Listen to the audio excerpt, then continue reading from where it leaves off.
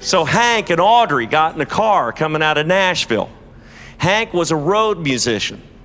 He was a road musician with a little bit of a history with him, kind of like a fighter that had lost a few fights along the way, and people just didn't know what the history of this guy or the future of this guy was going to be based upon his past being a road musician. He drank, and he showed up, and when he drank, he was really loud. He was road manager. Sometimes he was hard to deal with. Sometimes he didn't show up on time, and sometimes he didn't show up at all. He had recorded some music, all right? This isn't the only or the first place that Hank recorded, but none of them had any real commercial success. He was a road dog, all right? Just humping it, driving the car, driving the station wagon, moving around between gigs, and that's what he did. And he was desperate to find some reason to get on a jukebox and some radio play. All right? Now, he was pressuring a man that he had known for 2 years. That was Fred Rose.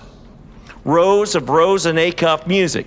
You look at any country music from the 40s, 50s, or 60s, you're going to see the name Rose associated with it. He tagged his name on every recording royalties he could get his hands on. I don't blame him. It was good money. All right. So anyway, Fred Rose, Audrey Williams, and Hank started out in the car in December of 1948, and they drove here to Cincinnati. All right? They got here the night before, and Hank and Audrey stayed next door.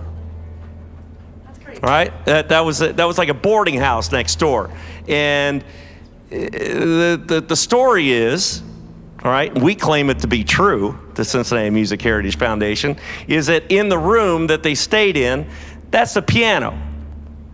Right there is the piano that was in their boarding house room, and that's where they worked these songs out before they came over the next day because they only had 3 hours. Nobody was backing Hank. Nobody was certainly going to back Audrey. But you know what? She was along for the ride, and she was pressuring Hank that she was going to sing too because she's a country western star. All right? So they worked these songs out the night before on that piano right there. They came across the buildings and came up here to get started on their 3 songs in 3 hours. Thank God they recorded 4.